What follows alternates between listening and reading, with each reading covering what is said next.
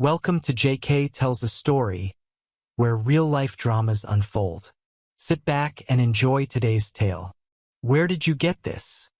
She asked in shock. Really? I show you a clear photo of you passionately kissing another man on the rooftop lounge, and the first thing you ask is where I got this photo from? Does it matter? Does where I got this change the fact that you cheated on me with him? I asked my wife, with whom I've been together for 7 years. Honey, I know it looks bad, and I admit we kissed, but it's not cheating. As you can see in the photo, we're at a crowded party. We didn't spend the night together, obviously. She shot back. So this is your main defense? No explanation as to who this person is that you're kissing so passionately? And why are you assuming that because you're not having sex with him in that photo at the party, everything is absolutely fine? I need to know, Melissa. Is this your understanding of honoring our marriage vows? Alex, I can see you're really upset about this. There's nothing to worry about, I swear. We were just caught up in the moment and it happened. You don't have to worry about it. You're not making the situation any better by making a big deal out of it, she said with conviction. Innocent exaggeration? You didn't even tell me his name. Why should I feel bad about someone I don't even know? I blurted out with sarcasm. Does it matter what his name is? If I told you, you could do something stupid like start a confrontation, and he would destroy you. I won't let that happen, she retorted. I understand. Thank you for your honesty and openness. You made your choice, now I will make mine, I replied icily. I turned around, ran up the stairs, and began packing my suitcase. For about a week, she followed me quickly. What are you doing? What does it look like? I'm packing my suitcase. But why? Because I can't tolerate another minute of your lies and deceit. I need to go away and think before I say or do anything that I might regret. I breathed through my teeth. Don't be stupid, Alex. I know you would never hit me. Well, until today, I knew that you would never cheat on me. So apparently we don't know each other as well as we thought. Cheating? Who said I cheated on you? Melissa shouted. Kissing him wasn't cheating on you, and you know it. I've never cheated on you. This is it, I said sarcastically. What? Here it is, a blatant lie. But I never lied to you, Alex. I didn't cheat on you with him or anyone else, she screamed. Oh yeah? Then what is this? I handed her another photo taken at night. Quite a nice picture of you two outside his apartment, isn't it? And just in case you try to get away like some politician and say that this isn't intimate either, how about this? I showed her a third photo. It sure looks like you spent the night already, doesn't it? But where? How? Here it comes again. Does it matter where I got these photos from, or how? Will knowing this change the fact that you actually cheated on me and just lied to my face? She dropped the photographs on the floor and began to sob, trying to hug me. Don't touch me, Melissa. Communication is a two-way process. I gave you a chance to be honest with me about everything and start over, but you apparently don't consider me worthy of the truth. I could stay and try to discuss this with you for the sake of our daughter if only you would be honest, but it seems like too much to expect from you. I took my phone. If you call me even once for any reason other than an emergency with little Sophie, I will block your number. Is that clear? She nodded her head, and I walked out, seething with anger, disappointment, and pain that was hard to measure. It was Friday evening when I checked into the hotel. I decided that I would take the weekend to think about my next steps. If I decided to get a divorce, which was my instinctive impulse, Sophie would have grown up in a broken home, and I would have had to pay alimony and child support. Basically, I would be paying her to continue her affair. It's a pity that she couldn't give me any explanation or apology, at least. Perhaps she didn't have time to think, so I decided it was best for us to go our separate ways and think about what direction our lives would take from here. The absence of my wife and daughter affected me greatly, and the loneliness was unbearable. I fell asleep crying. Around noon the next day, the text messages started coming in. After completing my architectural degree some time ago, I took a job at a local design firm that was a satellite office for a large architectural company. After 5 years there, I was offered a position as a project manager at their flagship studio in San Francisco, 1,000 miles away. With increased responsibility came a significant increase in salary. So we happily jumped at the opportunity, moved, and settled down. We both left all our friends and family behind. Melissa took a job at a major tech startup which employed more than 200 employees, most of whom were women Melissa's age. A year after we moved, little Sophie was born. I encouraged her to become a stay-at-home mom since I made good money, but she enjoyed the company of her work friends. Her work friends quickly became our friends. We were part of a loose group of 6 to 12 couples who met on average twice a month, sometimes at home, often at a restaurant or club. The women were her colleagues, and the men, like me, were their husbands or partners. This doesn't mean I didn't have friends at work, but Melissa worked tirelessly to ensure that our social calendar consisted primarily of her group of colleagues. I had no objections, as they were all quite nice. The women, without exception, were strikingly attractive, as were their male partners. I sometimes felt out of place among the elegant and stunning professionals of the group, but they all treated me the same as the others. My current correspondence consisted mainly of this group. It was clear that Melissa not only told them we were in trouble, but she told them the details, and they all urgently requested an audience with me to quickly resolve the situation. I wondered how she was able to hide her betrayal from me but freely shared the details with our friends. Now I wondered what these friends were really like. I hated it when other people knew my personal affairs, especially those related to my personal life and the intimate details of my marriage. This situation in itself was alarming for me. The only person who didn't call or text me was Melissa. She knew I would keep my promise and block her. Jordan seemed to be at the forefront of it all. She was Melissa's best friend, and they were inseparable. She wanted me to meet the group at her house on Sunday evening at 6 p.m. My analytical mind suggested that this might be some kind of trap. My car could have been blocked, or they would have tried to prevent me from leaving if I decided to leave the meeting earlier than they wanted. I replied that I would meet them at Azul Bistro instead. Take it or leave it. I could park my car where it couldn't be blocked, and in a public area of the restaurant, I could leave whenever I wanted. Reluctantly, they agreed to my proposal.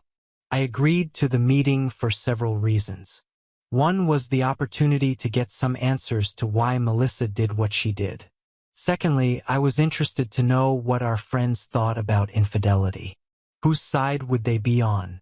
Thirdly, I was wondering if any of them were involved in her affair. Did they know? Did they arrange it?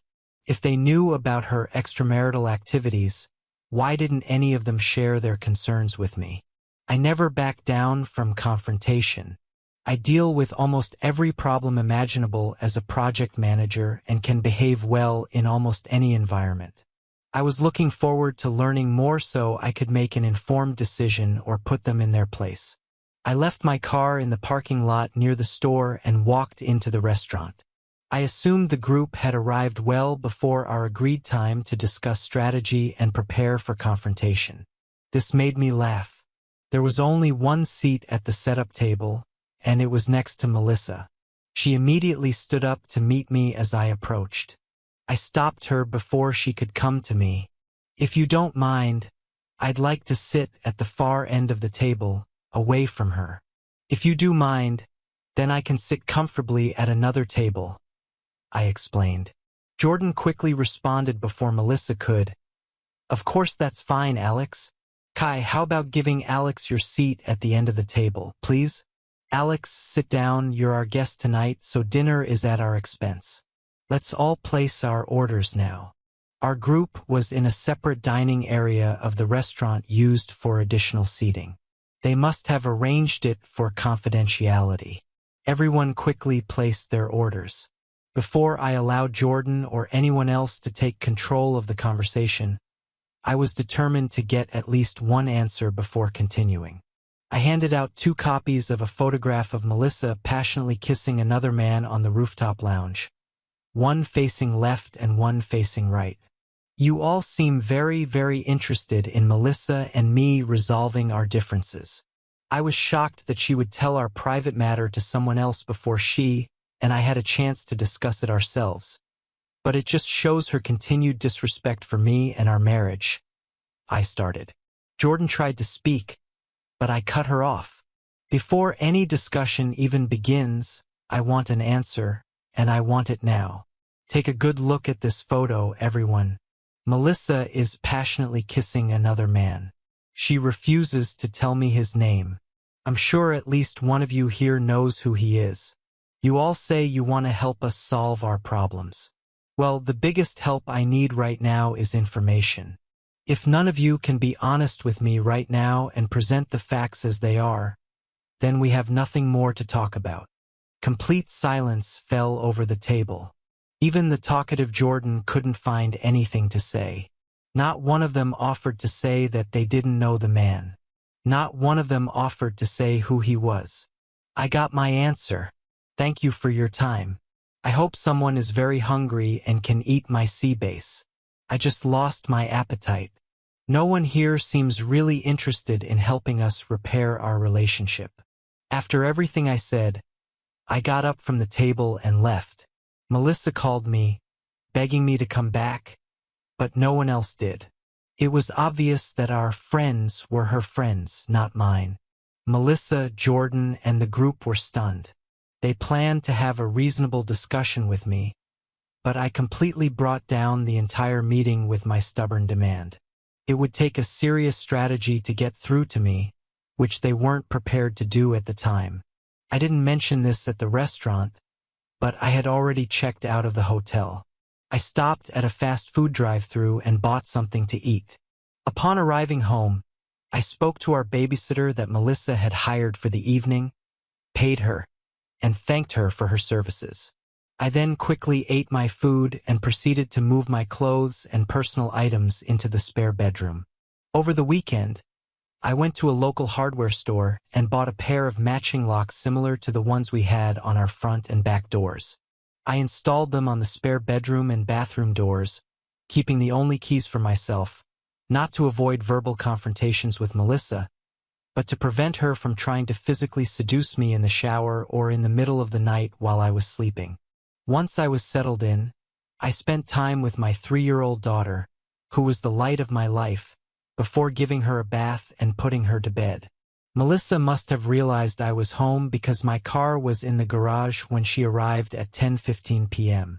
They must have done some serious brainstorming, or she was back with her lover. I really didn't know which was true, as sad as that sounded. She ran upstairs excitedly, happy to see me back, and found me in Sophie's room, sitting on a chair watching my daughter sleep peacefully as tears streamed down my cheeks. I shushed her and waved her off before she entered the room. There's no need to disturb her innocent sleep. After I quietly closed the door, she tried to hug me, but I stopped her. Undeterred, she smiled from ear to ear and said, "I'm so glad you're back home where you belong. Let me make you something to eat. We have something to talk about. I've already eaten, but thanks for the offer. So, where have you been all this time? Entertaining your lover again?" I meant it. No, I just left the bistro. They can confirm this. They helped me find the right words to get us back on track. "I have so much to tell you," she explained. "I will talk to you about whatever you want after you tell me the name of your lover. If you can't do this, we won't have anything to talk about." I can't. I just can't," she said solemnly. "I would like you to be at least half as devoted to me, your husband, as you are to your lover. I will stay in the spare bedroom until further notice.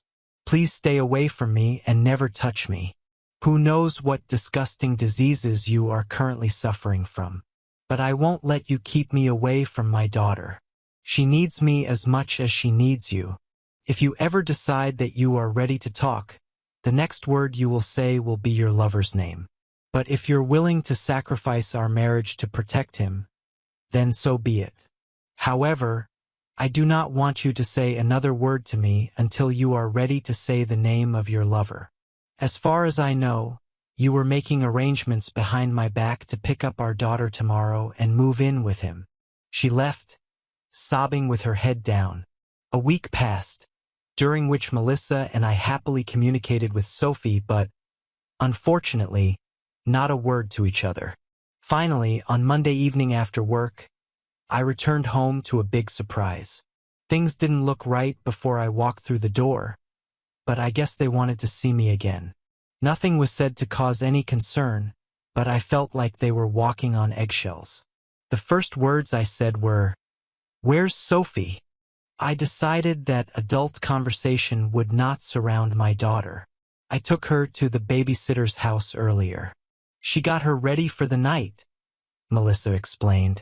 I see, I said in surprise. There was pre-planning that I was not involved in. But I didn't see your cars parked on the street. We all wanted to surprise you, Alex, so we all parked a block away and walked. We couldn't risk you just driving by if you saw all our cars, Jordan argued. Well, you all certainly took me by surprise. What's the matter? Why are you all here? Has something changed recently that I don't know about? I asked. Yes, honey, Melissa began. Can we all go to the living room and explain ourselves now? I'm ready to answer your question. Certainly, but first I need to go to the bathroom for a minute. I have just returned home. I'll be there now. Why don't you all move on? I went into the bathroom in the hallway, relieved myself, flushed, and washed my hands. I started recording on my cell phone and carefully placed it in my shirt pocket so the camera was barely visible, in case something interesting happened, and joined the crowd in my living room. I was surprised to see 2 more people in the living room who had not been in the kitchen before.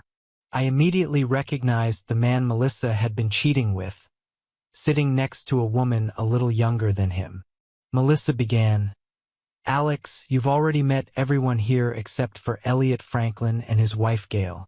They're longtime members of our group of friends, but you've never met them before. I know this might be a bit of a shock to you, but you insisted on finding out who he is, so we all decided that this might be the best way for you to learn his name.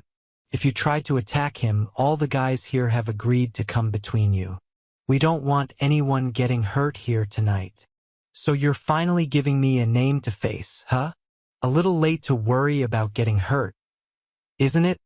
I said sarcastically. I get it. None of you were for a moment concerned about me getting hurt, were you? Your only concern was making sure this wonder guy here remained unharmed. Wasn't it? Don't worry. I have no plans to touch the man. I don't want to catch any diseases he may have already given Melissa when he slept with her. There was a groan of disappointment from everyone present in the hall. Jordan chimed in, Alex, we understand your frustration. However, there is no need to use harsh or salty language. Can we speak calmly and professionally as friends while this matter is resolved? We are trying to give you what you asked for. You wanted his name and now you have it. We expected that you might want to talk to him, which, as you can see, we have already arranged for you. However, Elliot does not need me to speak for him or on his behalf. He can speak for himself. Our role tonight is only to make introductions. After her introduction, Elliot stood up and extended his hand. I'm afraid we started off on the wrong foot. I hope that by the end of this meeting we can be friends, or at least treat each other with respect. I promise to treat you with respect and courtesy at all times and hope you'll do the same. Alex, can I call you Alex? He asked, extending his hand to me. I made no move to respond to his gesture, keeping my hands to myself. First of all, since we have just met for the first time, Mr. Franklin, I prefer you to call me Mr. Rivera. I can't imagine us being friends, which would justify such intimacy. Secondly, you just promised to treat me with respect and courtesy after already showing me utter disrespect. Yet I must meekly ignore your utter insolence and reciprocate your feelings. Fair enough, Mr. Rivera. My proposal related solely to our present discussion. I was not referring to past misdeeds or incidents. If you allow me, I would like to talk to you about what happened between me and your wife. Please do not say her name in front of me, and do not call her my wife. This status may be short-lived, and I am not happy about it. I am weighing the pros and cons of divorce, as you probably already know. Then how should I refer to her, Mr. Rivera? You can call her the woman I married. A point I accept for now. Okay, Mr. Rivera. I would like to discuss what happened between the woman you married and me.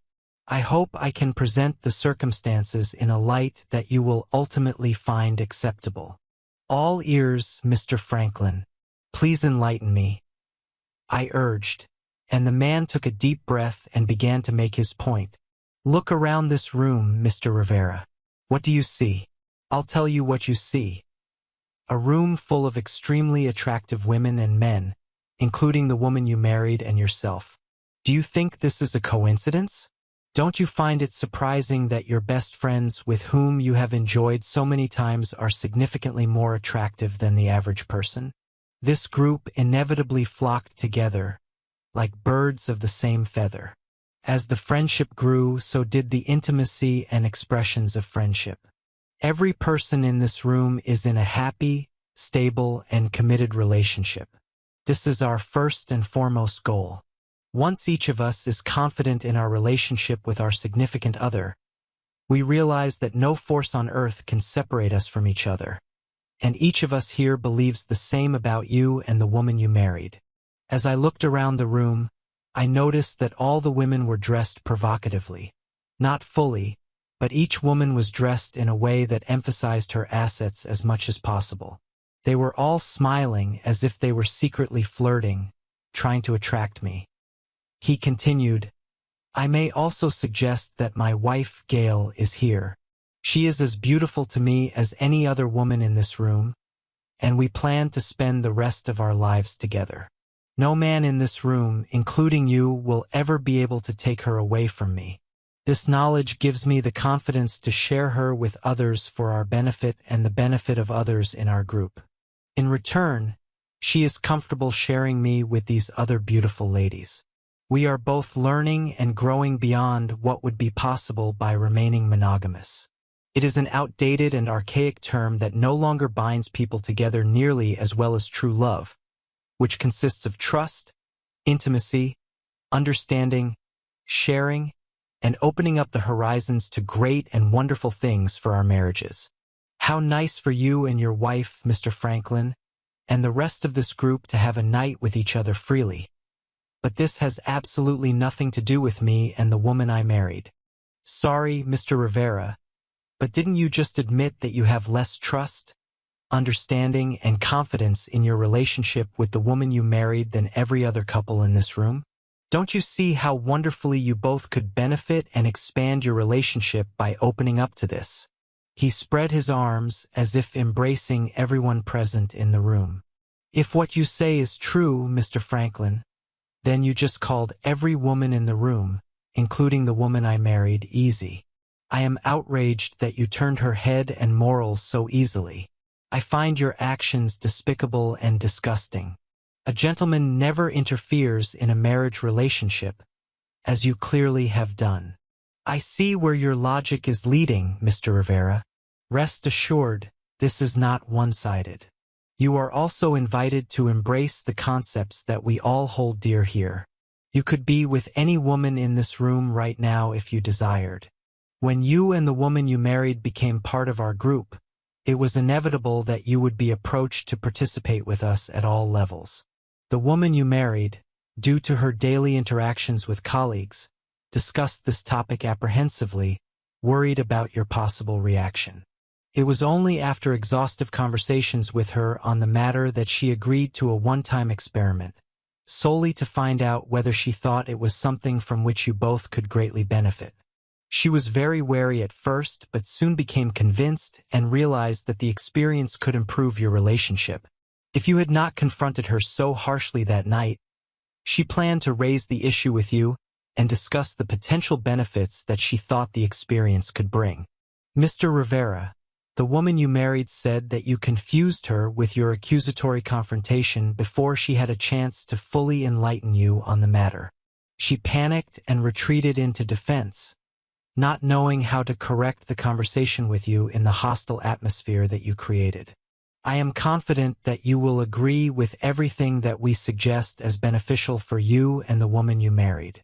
All we need is to find a way that will make you feel a little more comfortable with the idea.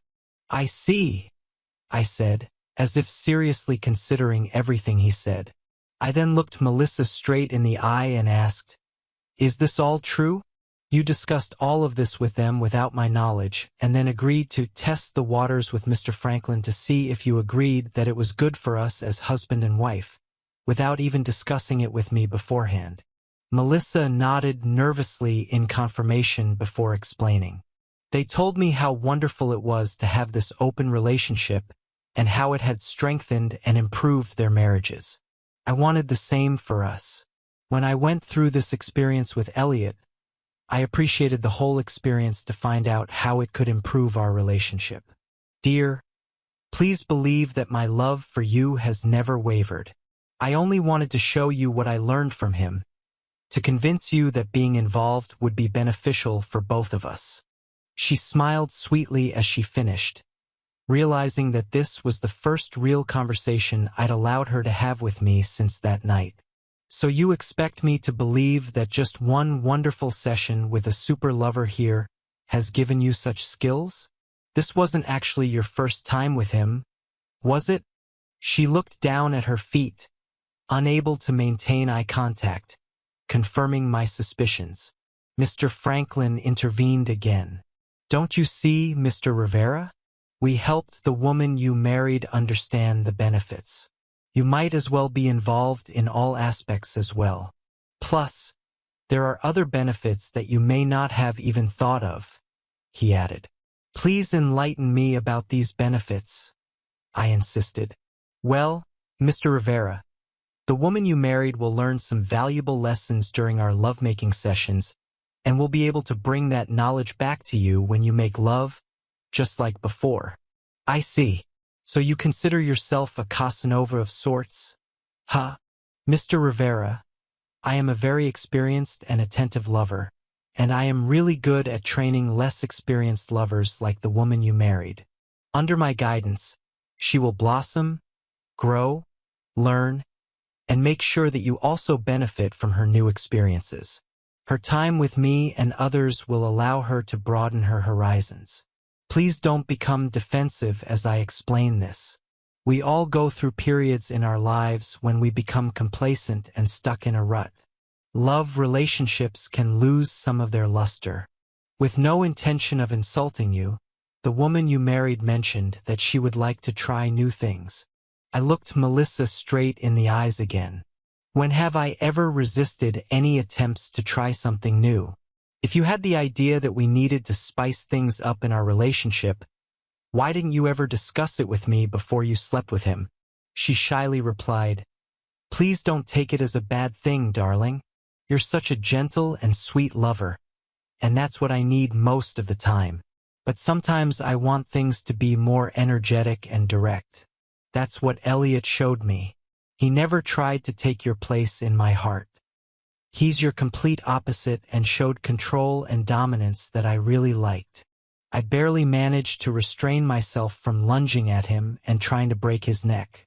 If I had ever entertained the idea that Melissa and I could rebuild our relationship and work on it for the sake of our daughter, that was now lost forever. There was a storm raging inside me, beating endlessly in my chest. On the outside, I showed calm and peace, coming to the subconscious conclusion of divorce. My new task was to collect as much ammunition as possible to repel the blow, creating as much chaos as possible in their lives for their participation in the destruction of my happy home. To achieve this, I needed to show enough interest to give them a glimmer of hope that I was hesitant to consider the offer. I looked at each woman, undressing them with my gaze and not hiding my implied lust. So, for me to understand correctly what you are saying, Mr. Franklin, is that I can have any woman here in this room if I want and use her to fulfill my fantasies that I have hidden until now my entire married life, simply because the woman I married wasn't ready for it? Melissa looked offended by my statement but said nothing, not wanting to get in the way of my agreement. Exactly, Mr. Rivera. Any woman you want. They can all be part of your dreams. And I know this firsthand. I have created unforgettable intimacy memories with each of these ladies, and I speak from personal experience. You can even enjoy my wife, Gail, if you wish, he spoke enthusiastically. I could feel the electricity in the room as they expected my intimate desires to override my logical mind. Usually, Melissa could do this easily, but not tonight. Well, Mr. Rivera? Or can I call you Alex now? Asked the scoundrel. Alex will do. I gave in to gain their trust. Thank you, Alex. Do you see our group in a better light now? Will you and Melissa join us on this new level of intimacy? You won't regret it. Your marriage will only be stronger for it. I guarantee it. As much as it pains me to say this literally, I joked, I would like a little more time to digest everything that was explained to me tonight. Melissa and I need to have some private one-on-one conversations. Once we have cleared up some issues, we will get back to you with our answer. Is that acceptable? The scoundrel gave an obviously false smile. He had difficulty pretending to be polite. He didn't expect the delay. He wanted my answer right now, but he wouldn't get it. Of course, he said flatteringly. Take as much time as you need. Then he nodded.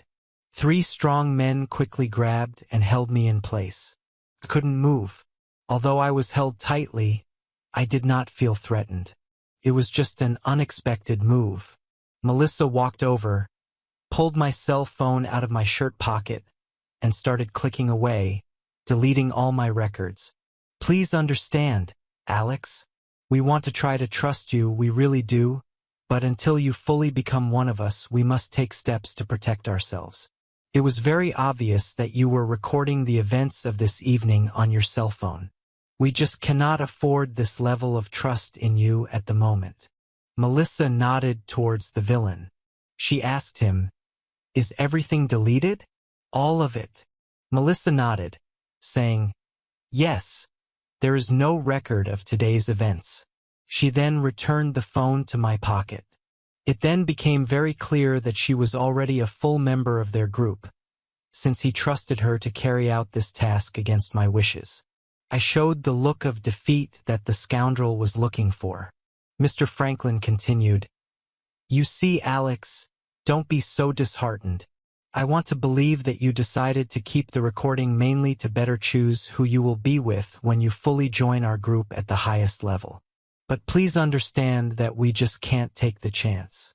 There's too much on the line. But I'm sure you've seen enough tonight to make this decision.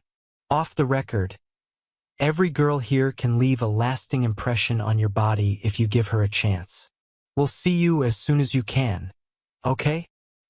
He patted me on the back, and the group quietly left the house without much fanfare. Some of the ladies flirted and sent me seductive glances as they walked away, forming a phone symbol with their hand to their ear and quietly whispering, Call me. After the last one left, I grabbed my keys and headed towards the garage. Where are you going? Melissa asked in bewilderment. To get Sophie, if that's okay, I replied sharply. I was hoping that we could, get physically close again tonight. Besides, she's expecting Sophie to spend the night. There's no reason to go after her right now, right? She said seductively, twirling her hair, licking her lips, and showing off a provocative pose in front of me. I miss my daughter. Apparently you don't. I'll be back soon. I said. She put her hands on her hips and stood defiantly, but I ignored her and left the house. I went to the Azul Bistro restaurant. I was hungry, having not eaten dinner and missing the dish I had ordered but never eaten the last time I was there. They didn't disappoint. I took my time and enjoyed the tender fish, turning over the events of the evening in my head. I hoped that everything would turn out as I planned. Only time would tell. The kind Mrs. Thompson thanked me sincerely for my generous tip, which I added to her regular hourly rate. I may need to win her over in the near future, separate from Melissa. Sophie was happy to see Dad, and I made her laugh all the way home. I bathed her and fed her before bed. Melissa told me she was making something light for us since we hadn't had dinner. I informed her that I had already eaten and that she could just take care of herself and not worry about me. Annoyed by my pettiness, she stayed away from me, not wanting to upset Sophie with our upcoming talk. Since it was Monday evening and we were both working the next day, I also started getting ready for bed. "What's going on, Alex? You seemed very interested in Elliot's proposal for our group, and then you rejected me like a hot potato. What happened?" she asked. "I'm so glad you asked. Let me answer your question with a few questions.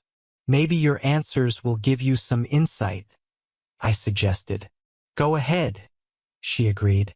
"Right before they left, 3 men grabbed me in my own home, and you didn't say anything about it, right?" "It wasn't like that," she protested. "Isn't it? 3 men grabbed and held me in my own home. Yes or no, Melissa? Did that happen?" "Yes, but—" Before she could object, I interrupted. "Yes, they did, and you didn't say a word of protest to any of the other witnesses who were also silent. Yes or no, Melissa? Just answer yes or no." "No," she answered quietly. "We've finally gotten to the point. Now listen to the next question very carefully. I don't want to repeat myself. You admit that you did not express any objection to me being held in my own home. You also admit that you took my cell phone and deleted the records from it, not at my request, but at the request of someone else. Is this true, Melissa? Yes or no?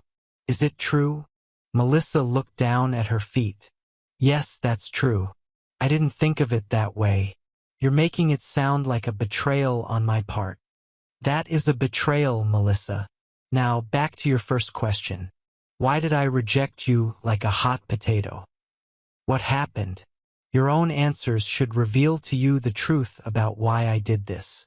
You proved tonight that you were on their side, not on mine, not on ours, on theirs. If you have no objections, I'm going to sleep alone today again." Melissa began to sob as I left, leaving her in the hallway to reflect on her behavior. Of course, I locked my door. Somewhere around 4 a.m., I heard someone trying the doorknob. 3 or 4 unsuccessful attempts were enough to derail her effort. On Tuesday morning, I spoke with the senior partner of the architectural firm where I worked. "Dan, can you recommend a divorce lawyer? I mean a good one who will fight as hard for a man as they do for a woman? Please tell me you're not asking for yourself, Alex," Dan pleaded. "Unfortunately, it is so. I would have thought that a man of your position would be aware of such things. You seem to know everything," I joked. "I know Teresa Russo. She's our contact at the firm that handles all our legal matters. I'm sure she can provide the name of someone good. Let me give her a quick call, and I'll get back to you." "Thanks, Dan, and no need to talk. This will remain between us. I respect other people's privacy." "You have no idea how nice it is to hear that. Thanks, Dan." I made an appointment with B. Thornton at Teresa's recommendation for 2:30 p.m. that same day. It turned out that this is not B, but B as in Barbara. She informed me that her caseload is 70% female and 30% male, but when she takes on a case, she puts her heart and soul into it and fights for her client, no matter the circumstances. It didn't take long to convince her of the justice of my position as the injured party, and she happily took me on. She also warned me that I would have to pay child support for 15 years until Sophie turned 18. Additionally, college expenses are usually included in these calculations in the best interest of the child. I explained that I had nothing against providing for my daughter, but I was hoping for at least 50-50 co-parenting on either a weekly or bi-weekly schedule. She could not make promises, but she vowed to fight hard for these conditions. Regarding alimony, she explained that I would most likely be obligated to pay it for 3 to 5 years, depending on which judge we get. Based on income differences, the usual outcome in our state was to provide 1 year of alimony for every 2 years of marriage up to 20 years of marriage. This was then limited to 10 years. Although I would have to live with it, I was irritated by the thought of paying her to continue her affair with her new partner. With our plans to grow our family, Melissa and I rented the condo we had lived in for the past 4 years and diligently researched house plans and available lots to build our dream home. I had quite a few sketches of the features that would be incorporated into our special hideaway. All these dreams were now nothing more than smoke. At least there was no house to sell, divide, or dispute. Sophie was not committed to any particular residence in her tender age, so if Melissa continued to rent the condo, it would not matter to me. The number of her betrayals did not matter. We would inevitably get divorced. Barbara explained that the average time to finalize a divorce in our state is 8 months for an uncontested divorce and a year for a contested divorce. I was hoping to be among the statistical 8 months. Being tied to a cheating spouse held little appeal for me. Now that my decision to divorce Melissa was final, Barbara also explained that there's no financial benefit to filing for divorce on the grounds of infidelity, but she said it could come in handy if custody issues become contentious. She said divorce papers could be ready to be served as early as Thursday afternoon. I asked that Melissa be served with the papers at 10 a.m. Friday at work, where many of her friends and coworkers could witness the event. After discussing the divorce issues and agreeing on her fee, I approached Barbara with another legal issue that needed to be resolved immediately after the divorce. Melissa usually arrived home half an hour before me, so it was no surprise that she was in the kitchen preparing dinner. Unlike my usual habits, I avoided the kitchen and went straight upstairs to take a shower. Since I now used the bathroom down the hall, there were fewer opportunities for her to lure me into an intimate trap. I took a change of clothes with me to the bathroom. It was time to start practicing living separately under one roof. When I came out of the bathroom fully dressed, she was waiting for me in the hallway. "Dinner will be ready in a few minutes. Sophie is already in her high chair in the kitchen. You smell so good," she said with a smile. "I'll be right down." "Thanks," I replied, ignoring her remark and opening the spare bedroom door. The tension was palpable, but she didn't say anything harsh during dinner. She began, "I would like to explain what happened with the mobile phone yesterday." "Come on, I'm listening," I said calmly. "While you were downstairs selecting potential partners and the 3 of us were upstairs alone, Elliot informed me that he knew you were recording the events of that evening and that it would not be fair to allow everyone to be exposed to the professional risks that you could cause because of the video. After you confronted me with the pictures of him and me together, it bothered him greatly. The right decision was to eliminate the threat. The way you moved your chest trying to aim the camera was obvious.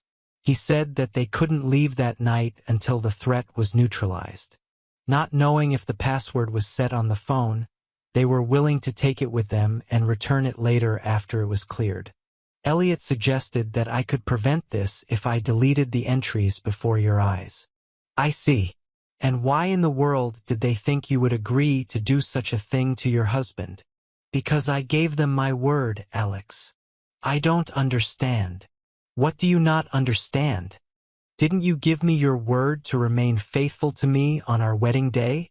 There was a significant pause after my remark. I was glad about this. Honey, I don't want you to think that I'm on their side. I'm not at all. Isn't it? What if the circumstances had been the other way around? If those 3 men had snatched you from our home, do you think I would have just stood by and allowed it? What other choice would you have, Alex? 3 of them would have taken you easily. Stupid, it's true. But knowing that wouldn't stop me. Hell, it wouldn't even slow me down. I might get beat up, but not before I did a lot of damage myself. I'd fight for you because I would be on your side, not theirs. We were a team once, you and me. Last night, you didn't act like my wife. You acted like one of them. I'm sorry you can't see it through my eyes, Alex. I explained about the cell phone. I don't know what else to say. There's nothing more to say, is there? I argued. You're right. On this topic. How did you know about these photos, Alex? I'd like to know. I'm sure you'd be interested. Wouldn't you? It would be interesting if one of your friends was as committed to your cause as the others in your group. What if one of your colleagues turned you in to me and delivered these photos to my office? How would you feel about that? Who? Please tell me who. Male or female? She asked urgently. I can't tell, Melissa. Why? I gave my word, I said with a big smile. She realized that her questions would get her nowhere, so she decided to discuss another topic with me. We were invited to join them. This is a wonderful opportunity. Don't you see? We can grow closer to each other and learn to please each other in ways we never dreamed of before. This will strengthen our marriage. How is this working so far? Our marriage is hanging by a thread. I already feel closer to you, I said sarcastically. Don't be like that. You didn't even try. You don't know what it's like. Alex, our intimate life has been so boring, mundane, and unimaginative that you're afraid we can't survive as a couple without inviting other people into our bedroom? I didn't say that. It doesn't mean we can't survive without it. But don't you want to do more than just survive? Shouldn't we take opportunities to strengthen our marriage when they arise? What would be the harm? The harm, as I see it, is that it destroys the trust we once had. That's what you've already done with your experiments. Instead of strengthening our marriage, it's tearing it apart. Perhaps no one else around you considers loyalty a worthy quality. But I do. Obviously, your friends don't think much of it. They proved it last night. I don't trust you anymore, Melissa. Ever since I saw those 3 photos, I've been wondering who you're with. You can have fun today. You've proven that you're quite capable of doing whatever you want behind my back. If it's so important to you and you believe in it so much, why didn't you come to me first and talk about it before you jumped into bed with another man? Because I knew how you would react. I thought that if I could participate and understand the benefits of it, I could bring home everything I learned, and we would both benefit from it. Once you saw the improvement in me and my attitude towards intimacy, I hoped that you would recognize the value of it and agree with enthusiasm. So essentially, you and this smug consider yourselves to come from a position of higher enlightenment and understanding, believing that lower beings like me must be gradually trained to slowly grasp the truths of life that you too somehow instinctively see. How elitist of you to generously allow your superior knowledge to flow down to this lowly peasant. I had no idea how happy I was. Sarcasm was now dripping from my every word, and she felt it. For several days, I searched for information about Elliot and Gail Franklin, hoping to find their connection to the group. I only found one Elliot Franklin in public records, a homeless man who was arrested for soliciting people for money downtown as a panhandler. The photo and age didn't even come close to matching the man who slept with Melissa. I decided to find out more about them. I decided to have Melissa served at 10 a.m. on Friday, as I had to attend a local architectural forum. We usually meet every quarter for 2 to 4 hours, including lunch. A variety of contractors sponsor the event to offer their services to the various firms represented. That way, when Melissa calls my secretary, She will acknowledge my extended absence, and I will intentionally leave my cell phone on silent. The only call I will answer will be one that requires my attention at work. I didn't avoid Melissa completely. I just wanted to give her time to get over the initial shock before talking to her. When I eventually returned to work, I called her back from the many messages she had left for me. I heard her quickly move away from the others and start talking to me. Finally, are you serious? Suing me in front of my friends? Do you understand how humiliating that was for me? Are you really going to divorce me over this? I told you it was nothing, Alex. When will you understand that? Why aren't you answering the phone? Why are you refusing to talk to me about this? My secretary should have told you that I was at a meeting of architectural firms. I just got back to the office and called you right back. I have work to do, you know. It doesn't stop just because you want to talk. And as for the conversations, when did I refuse to talk to you? You're the one who's been avoiding talking to me for the past 2 days. I never turned down a conversation. I'm talking to you now, aren't I? But since we both have jobs, let's continue this conversation at a more appropriate time after work. Then we can talk about whatever you want. She cried into the phone. I don't want a divorce, she sobbed. Please, Alex, don't divorce me. We'll talk tonight. Okay, Melissa? Okay, she said, still sobbing. I love you. Then see you tonight. Goodbye, Melissa. I only had one meeting left at work that day, and it was a short one involving a design that was having problems. I called our engineering contractor to solve the problem. Surrounding yourself with quality people makes your job a lot easier. I left an hour early, as Friday nights are usually less problematic. Most people don't want to solve problems on a Friday afternoon. However, I realized that I would have to face this problem, and the best way is to meet her face to face. Realizing that she might not be in the mood to cook that night, I bought dinner at Palermo's and texted her about it.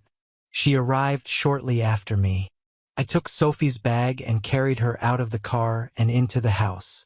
She rushed towards me, hugging me as I held our girl in my arms, knowing that I wouldn't push her away abruptly and upset Sophie. I sat Sophie in her high chair and helped feed her. Toddlers can definitely be messy eaters. She is at the stage where she loves to throw food, so there is very little left on her tray in front of her to throw. She thanked me for the takeout. We both spoke kindly to Sophie and were happy, although she sometimes shed tears while doing it. I spent most of the evening with Sophie, never moving far from her side until she was put to bed. Again, she was my support, my goal, my reason to endure difficult circumstances. I knew it was coming, and I was as prepared as I could be for it. She was looking at the divorce papers when I walked into the living room where she was. She took a deep breath to calm herself before speaking. I'm sorry, Alex. Okay, is that what you wanted to hear? To be honest, this is the first apology you've offered me since this all started. What exactly are you apologizing for, Melissa? I'm sorry you saw those photos and found out about it that way. I can only imagine how it must have shocked you. I understand you regret that I found out, but not that you cheated on me. Understood. Don't say that. Elliot said that once you realize the benefits of our community, you will accept it and join our group on an intimate level because of the freedom you will get by being with other women, just like I will with other men. Naturally, he said so. It appears that you and Elliot both made the same mistake by not consulting me beforehand on matters such as infidelity. It's a pity that you believed his words more than mine about my character. Contrary to popular belief, Elliot is not a repository of information about me or our marriage. He can be an expert in many things, but when it comes to knowing me, he is an absolute failure, just like you seem to have turned out to be. Listen, honey, I now realize that I approached this completely wrong. You're right. I should have come to you first before I got involved in this without you knowing. After you saw my reaction that night, Elliot told me that in retrospect, if I had approached you first, the outcome would have been much better. He is still confident that you will agree in the end, but now I'm not so sure anymore. Please call off this stupid divorce and let's start over. Get back on track. Melissa, this train has derailed and caused irreparable damage. There's no way to get it back on the tracks. You blew it up with dynamite when you let that idiot get into bed with you, and then you betrayed me on top of it all. Just sign the papers, and let's both pick up the pieces of our lives and move forward on separate paths. I know you, Alex. You don't want Sophie to grow up in a broken home, raised by two parents living in separate houses. If I get married again, you don't want her calling another man daddy. No parent wants that for their child. Think about it. Reconciliation is the best option for both of us. I wouldn't want her calling another woman mommy if you got married after a divorce, and neither would you. Perhaps you should have thought about all this before you betrayed your vows, not after. You're right. I would hate to hear her call another man daddy. But it's better to grow up in a broken home than live in a house full of lies, deception, and debauchery. Even if we had not divorced, I would still never have participated in your group of libertines. They may be physically attractive, but to me, they are repulsive. You would continue to have affairs with just anyone every night, but that would never happen to me. I could never be intimate with you again, Melissa. Remember that. You don't mean it. You're just saying it to hurt me, and it really does. So score yourself a point, Alex. Look, what if I completely give up on this idea? I swear I'll never participate again. Nothing like that with them. What if I turn my back on them as friends? I'm desperate, darling. You and Sophie are the two best things that have ever happened to me in my entire life. I'm sorry that you think I turned my back on us, but it's not like that. I value you both above everything else. I can hear the words coming out of your mouth, Melissa, but I just don't believe you. You've already proven that you can lie. I can't trust anything you say now. It's too little, too late. Just sign the papers and let's get this over with as soon as possible. Never. I will never sign those damn papers in my life. I don't want a divorce, and I will fight you every step of the way, no matter how long it takes. I have lost you for now, Alex, but I intend to get you back. I have more faith in us than you do. I'll crawl to you on my knees until you take me back. It's a pity that you didn't have faith in us enough to stay true to your wedding vows. You've heard the old saying, once a cheater, always a cheater. And through this prism, I will always look at you. Pricked. She began to cry again, perhaps realizing that she had an impossible task ahead of her. Now what? She asked. I hope you don't expect me to leave. I'm not going anywhere. I'm staying here with Sophie.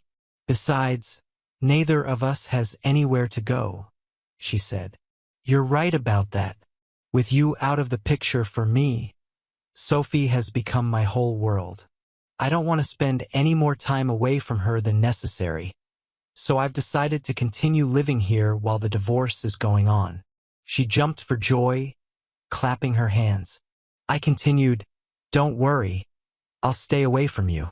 I'll no longer expect you to wash my clothes, cook my lunches, or clean up after me. You take care of your needs, I take care of mine, and we both will take care of Sophie. All I ask is that you avoid touching me. To me, you are a walking disease from head to toe, disgusting to look at, disgusting to think about, and impossible to continue the marriage with. We both will coexist under the same roof, but it will always only be coexisting until divorce occurs, which will never lead to reconciliation. Her joy soon turned to despondency as she realized what I had just said. I heard what you said, Alex, but divorce is a long way off, and we both know that a lot can happen over a long period of time. I'm gonna get you back, honey. I swear I will. As long as you continue to meet and talk with your so-called friends, I don't have a chance in hell of trusting you. I'll never be around them again. As you so clearly pointed out, I don't own you or have control over your behavior, but if you ever bring one of yours here to this house, I swear on my life that you and they will seriously regret it. Understand? Of course, honey. I already told you that I would turn my back on them if that's what it takes to get you back. Do you want me to quit and become a full-time housewife? No, it's too late now. Besides, if you did, it would only increase my alimony payments in the divorce.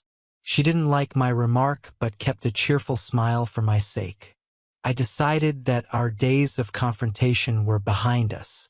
There was nothing she could say now that would make me lose my temper and rebuke her again. Both of us had suffered enough from insults and innuendos. I could be professional both at work and at home.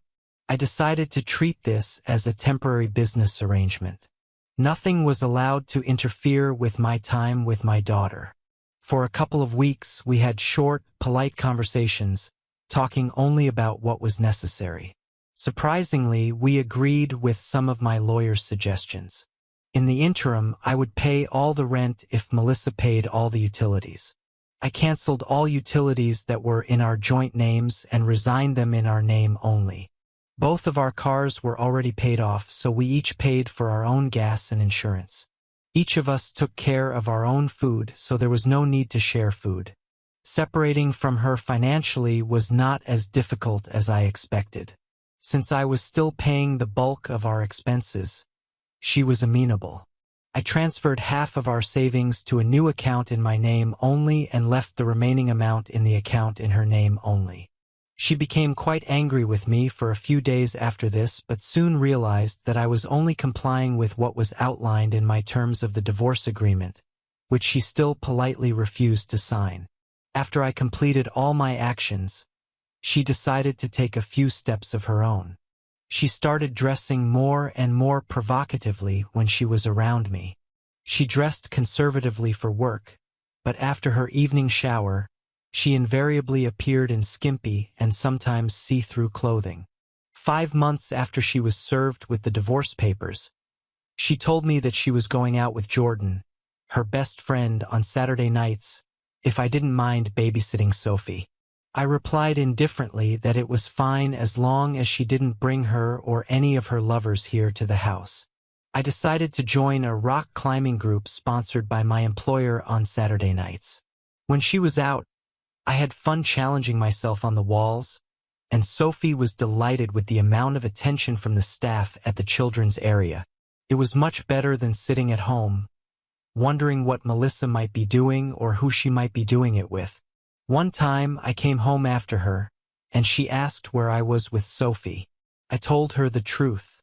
She asked if she could come with me next time, and again I honestly answered that I only go there when she leaves so as not to sit at home alone.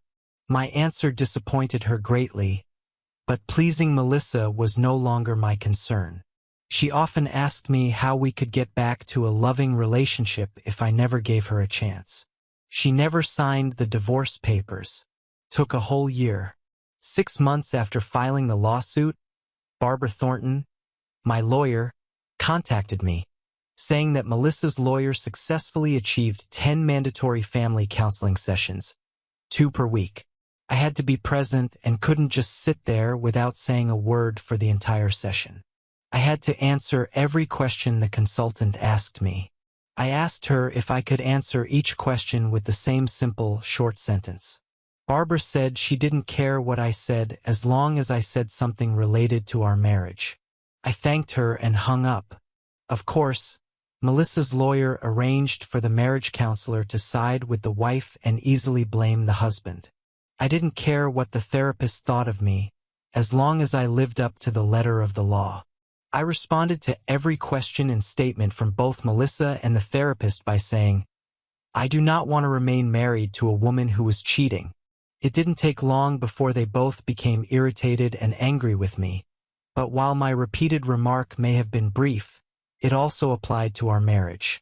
I withstood the barrage of verbal attacks directed at me by both women with a smile on my face. I never raised my voice, called anyone names, or used a single harsh word.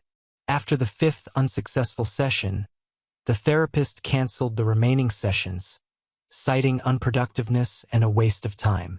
The remaining months passed without changes to the status quo.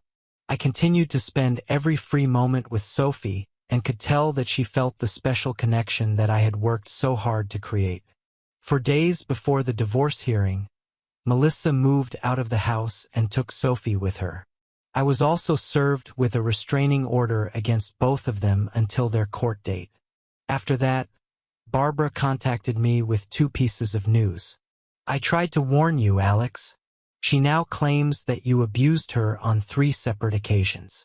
She did not report this at the time of the incident because she hoped for a reconciliation, considering the price she was willing to pay to keep her child in a 2-parent household. Medical records submitted by her lawyer show several bruises and other evidence. She is countersuing for full custody, allowing you only rare supervised visits, supervised by Child Protective Services. I'm afraid she has put you in a bind situation. Is there even a grain of truth in her accusations, Barbara? You know me much better. Not a word of this is true. Not a word. Okay. I just needed to hear it from you. I will fight tooth and nail for you until the very end. But I have little hope of refuting her accusations without irrefutable evidence to back up your denials, Barbara. Has she provided the necessary information that you indicated would be necessary to investigate her allegations? Yes, she had. The details are in a file in my office. Can you email me the information her lawyer provided? Sure, whatever it takes. Now remember, you cannot call her, email her, text her, or contact her or your daughter in any way until I tell you otherwise. Understand? Nothing. If she calls you and you hear her voice, don't say a word. Just hang up immediately. Do you understand? She commanded. Got it, I repeated. 2 days later, walking into the house after work, I was shocked to see Melissa sitting at the kitchen table. Her car was nowhere to be seen. Perhaps she was traveling with someone else. She was waiting for me. I had no idea why. My first instinct was to run to avoid violating the restraining order, but she loudly called out to me before I could even get out the door. Alex, turn around and listen to me if you ever want to see Sophie again. She certainly caught my attention. However, trying not to talk to her, I just looked at her and kept my distance. Oh, I understand restraining orders well. You don't have to say a word. Just listen. I remained calm and did not make any gestures that could be misinterpreted as aggressive or confrontational. First, give me your cell phone so I can turn it off. I put it on the kitchen table. She took it and turned it off to make sure there was no recording. She continued, I tried my best to persuade you to come back, but you were so stubborn that I had to resort to desperate measures. What does it feel like when the shoe is on the other foot? Doesn't feel good, now does it? Sorry, Alex. You left me no other choice. We both know that you never touched me. I told you before that you never hit me in a million years, and I still believe that even here and now. But I needed to make sure that I got full custody of our daughter, leaving you with only crumbs of time which you can spend with our little girl. It pains me to be so cruel to you, Alex, but this has given me the opportunity to negotiate with you. Melissa cleared her throat and continued, if you call off the divorce, make it stop, and willingly agree for us to join our group of friends as they generously suggested, then I will lift the restraining order and move back here. We will be able to resume our happy family life. Sophie won't come from a broken home. She will be raised by both parents living happily under the same roof. Think about it, Alex. What do you say? What? Do you not like it? I promise you that you will quickly get used to it. I'll be happy to show you new tricks that I've already learned right here and now if you're ready. It might be too much too soon. What do you say, Alex? Will you get off your high horse and live with me in the real world for a change? You'll have a great time. I looked her straight in the eyes, letting her know that I was seriously considering her offer. So what you're saying is, if I agree with you and your friends, you're saying you won't limit my access to Sophie in any way? Why would I ever want to come between a loving father and his child? You know as well as I do that the child loves you more than me. She constantly asks about you, and it breaks my heart when I keep her away from you. Just say yes, Alex. Just say yes, and all our problems will disappear, she coaxed. First I lost you, then I lost my daughter. My life is unbearable. I miss her madly. I want to be with her so much. I cried. Just one word from you will make everything right, Alex, and everything will be restored, she insisted. Give me time to think about this. I need to do some mental exercises to figure out how I can share you with other men. I just need time. Okay? Okay, honey, I hear you. You always analyze everything from an architect's point of view. We have a court hearing in 2 days. I need to hear from you tomorrow. Just send me one word, yes. So I know you're with me, with us, and I will make things right. But if I don't hear from you before the hearing, I will punish you for the rest of your life. Your daughter will grow up hating you. I promise that, and you will pay me for it. Please don't make me do this. Be with us for Sophie's sake. Okay, honey? Make the right choice for her sake. She hit me where it hurt the most, my daughter. Nothing in the world was more important to me than this girl. I'll answer as soon as I can. Now please go away, I insisted. She walked past me with a grin on her face. She knew she had me cornered. I held my breath until I heard the door close. I looked out the window to see a shiny Tesla pull up next to her. The driver, of course, was Elliot Franklin. He must have valued her very much to go to such lengths to bring her into their group. I had a lot to think about.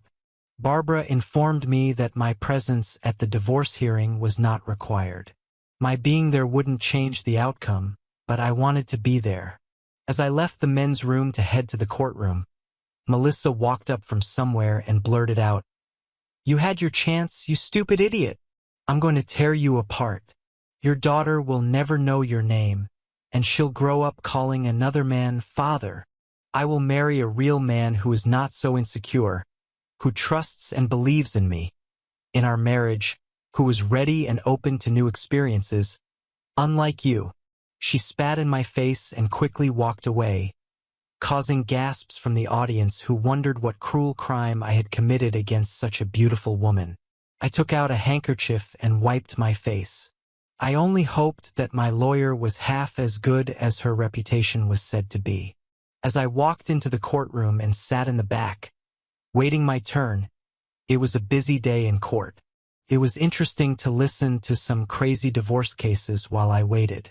My turn didn't start until 1 p.m., which made for a long day. Melissa was called to testify first.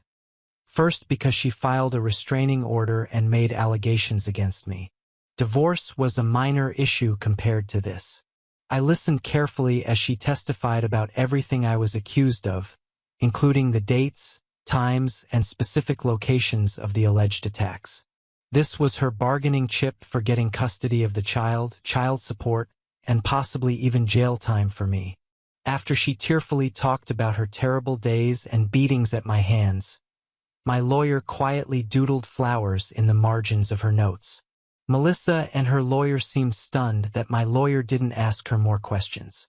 Her smirk at me as she stood up to leave the witness box said it all. She knew she had won. Even my lawyer did not dispute a single statement of hers. She was ready to fulfill her promise to turn my daughter against me. I shuddered at the thought. "Your Honor, I would like to call Mr. James McNamara to the stand," Barbara asked. The judge nodded in approval, and a nondescript man of average height took a seat in front. Melissa and her lawyer exchanged glances, and she simply shrugged. It looked like he was a stranger to her. "Please state your full name for the record, sir," Barbara asked. "James Winford McNamara." "Thank you, Mr. McNamara. May I call you James?"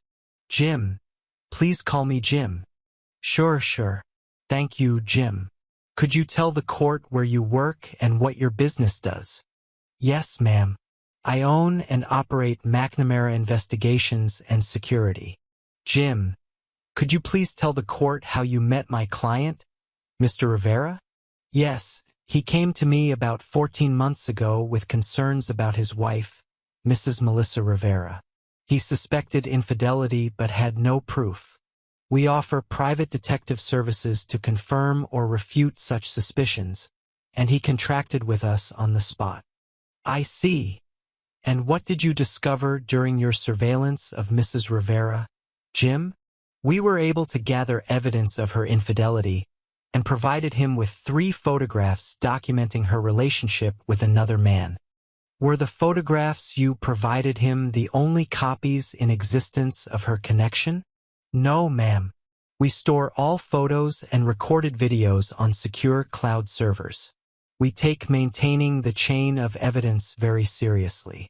Our fully licensed and insured agents are trusted in this and several other judicial districts. We have all the originals. Mr. Rivera was only provided with copies. Do you have other copies of these same images with you, sir? Yes, I have one right here. I can confirm that these are copies of the raw originals. Thank you, Jim. Your Honor, if I may, we would like to enter into evidence these 3 copies of photographs taken by McNamara Investigations. The judge accepted the photographs, examined them, nodded, and handed them over to the bailiff for processing. Thank you, Your Honor. Now, Jim, was that all you had in common with Mr. Rivera? No, ma'am.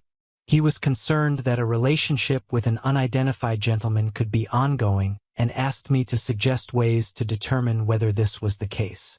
I recommended that Mr. Rivera install hidden miniature surveillance cameras and microphones throughout his home, which could be constantly monitored. Such devices could record phone calls, secret meetings, and graphic images of infidelity. And Mr. Rivera hired your company to do this? Yes, ma'am. We installed the equipment the next day while Mr. and Mrs. Rivera were at work. Objection, Your Honor. Melissa's lawyer complained. I see where this is going, and before it goes any further, I ask that you consider any evidence obtained through these disgusting hidden cameras to be inadmissible. Mr. Rivera could have easily edited or altered any such footage to make the situation appear as it pleases him and denigrates my client. This is unacceptable. Judge Feldman listened to the objection and looked at Barbara. Before I make a decision on your objection, Counselor, I would like to determine whether there is a basis for this concern. Thank you, Your Honor.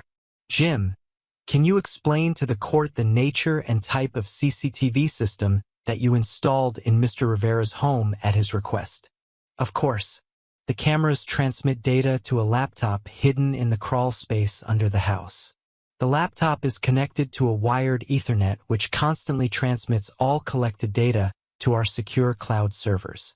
Mr. Rivera did not have access to the raw recordings. The laptop does not store any local recordings or files other than the web address to which the streaming data is sent and stored. Mr. Rivera's only interaction with the system was to replace the tiny batteries in the camera transmitters on a monthly basis. Judge Feldman smiled at Jim and nodded.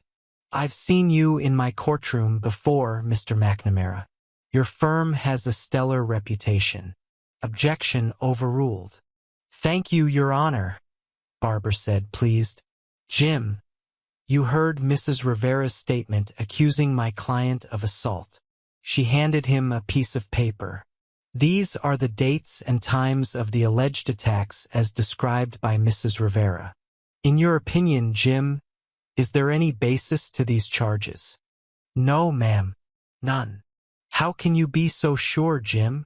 When your office provided us with these specific dates, times, and locations, my staff went back and reviewed the archived records from these dates and locations at Mr. Rivera's home. In each instance, the recordings show a fairly quiet house where Mr. Rivera is happily playing with his daughter, and Mrs. Rivera is alone in another room. Mr. Rivera's home was peaceful at the time of the alleged attacks. No instances of abuse of any kind were observed in the recorded videos. Melissa and her lawyer seemed openly panicked. Their mouths fell open. Their case was falling apart.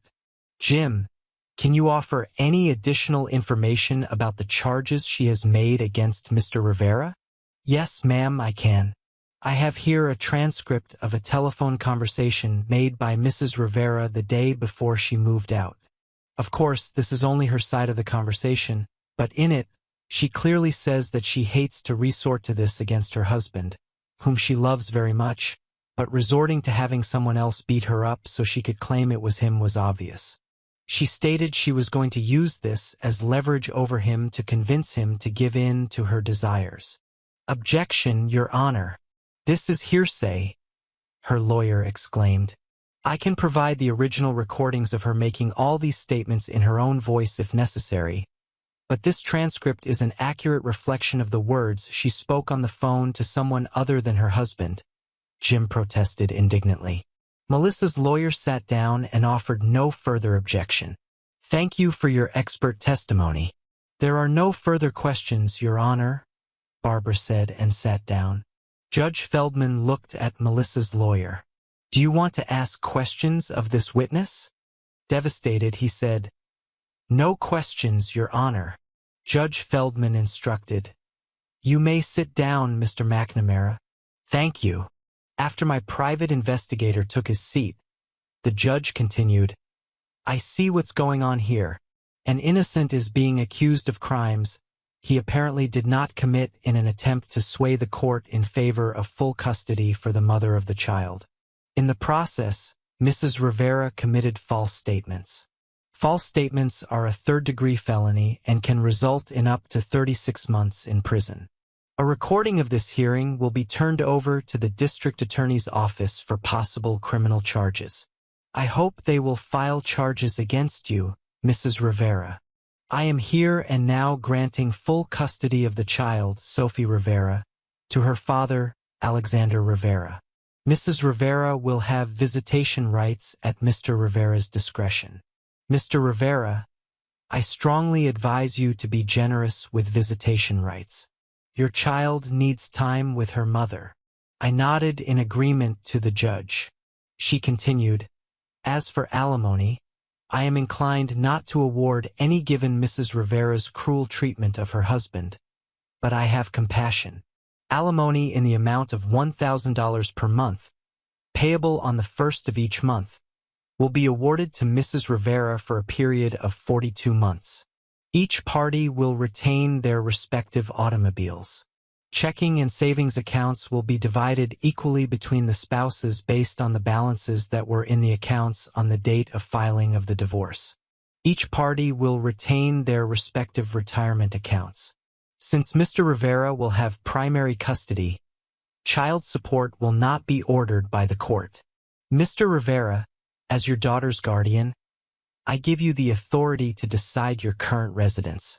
Do you want to stay there? Or are you planning to move? I would like to move out, Your Honor. I don't want to live there a day longer than necessary. Melissa can continue to rent the condo if she wants. Either way, I'll be moving. Okay, Mr. Rivera. The lease of the current residence is left to the discretion of Mrs. Rivera. Melissa rose unsteadily to her feet. You have a maximum of 8 hours to return the child to Mr. Rivera. If you refuse to comply, you will be found guilty of contempt of court. Understood. Yes, Your Honor, she replied tearfully. Okay, said the judge. I suggest that you settle this before you leave this building today.